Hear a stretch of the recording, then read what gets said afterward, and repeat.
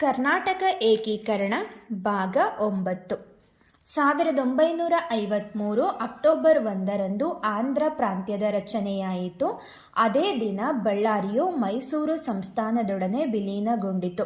1953 December 22ರಂದು Nehru ಅವರು ಲೋಕಸಭೆಯಲ್ಲಿ ಭಾರತದ ರಾಜ್ಯಗಳ ಪುನರ್ ವಿಂಗಡಣೆಗಾಗಿ ಫಜಲ್ ಅಲಿ ಅವರ ಅಧ್ಯಕ್ಷತೆಯಲ್ಲಿ ವರಿಷ್ಠ ಸಮಿತಿಯೊಂದನ್ನು ನೇಮಿಸಲಿರುವುದಾಗಿ ಘೋಷಿಸಿದರು.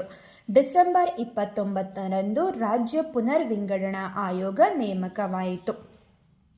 ಕೆಪಿಸಿಸಿಯು ಎಲ್ಲ ಕನ್ನಡಿಗರ ಪರವಾಗಿ ಮನವಿಯನ್ನು ಸಿದ್ಧಪಡಿಸಿ ರಾಜ್ಯ ಪುನರ್ ವಿಂಗಡಣಾ ಆಯೋಗಕ್ಕೆ ಸಲ್ಲಿಸಲು ವ್ಯವಸ್ಥೆ ಮಾಡುವ ಅಧಿಕಾರವನ್ನು ಎಸ್ ನಿಜಲಿಂಗಪ್ಪನವರಿಗೆ ನೀಡಿತು. ಆರ್ಯ ಜಹಗೀರ್ದಾರ್ ಅವರ ಅಧ್ಯಕ್ಷತೆಯಲ್ಲಿ ನೇಮಕಗೊಂಡ ಸಮಿತಿಯು ಆವರೆಗಿನ ಎಲ್ಲ ಬೆಳವಣಿಗೆಗಳನ್ನು ಗಮನದಲ್ಲಿಟ್ಟುಕೊಂಡು ಆವರೆಗಿನ ಎಲ್ಲ ಅಧ್ಯಯನಗಳನ್ನು ಆಧರಿಸಿ ಸಿದ್ಧಪಡಿಸಿದ ಮನವಿಯನ್ನು ಆಯೋಗಕ್ಕೆ ಸಲ್ಲಿಸಿತು.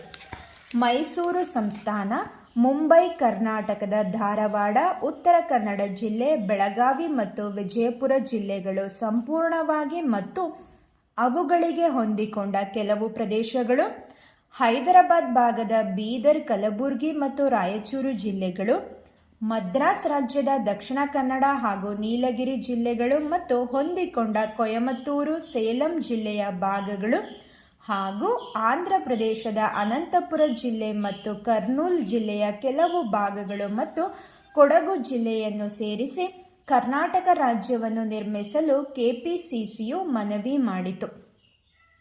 ಕನ್ನಡಿಗರ ಎಸ್ ನಿಜಲಿಂಗಪ್ಪ, ಬಿಎನ್ ದಾತರ್ ಮತ್ತು ಶ್ರೀನಿವಾಸ್ ಮಲ್ಯ ಅವರನ್ನೊಳಗೊಂಡ ಸಂಯುಕ್ತ ಪರಿಶೀಲನಾ ಸಮಿತಿಯು ಪರಿಶೀಲಿಸಿದ ವಿಧೇಯಕವು ಲೋಕಸಭೆಯ ಮುಂದೆ 1956 ಜುಲೈ 26ರಂದು ಚರ್ಚೆಗೆ ಬಂದು ಆಗಸ್ಟ್ 10ರಂದು ಸ್ವೀಕರಿಸಲ್ಪಟ್ಟಿತು.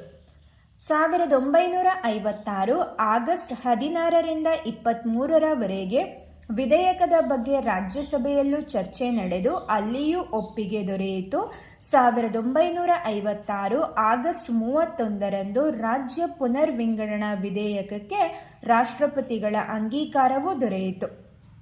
1956ರ ನವೆಂಬರ್ 1ರಂದು ಪುನರ್ ವಿಂಗಡಣೆಗೊಂಡ ರಾಜ್ಯಗಳೆಲ್ಲವೂ ಅಸ್ತಿತ್ವಕ್ಕೆ ಬರುವವು ಎಂಬ ಸಾರ್ವಜನಿಕ ಪ್ರಕಟಣೆ ಹೊರಬಿದ್ದಿತು.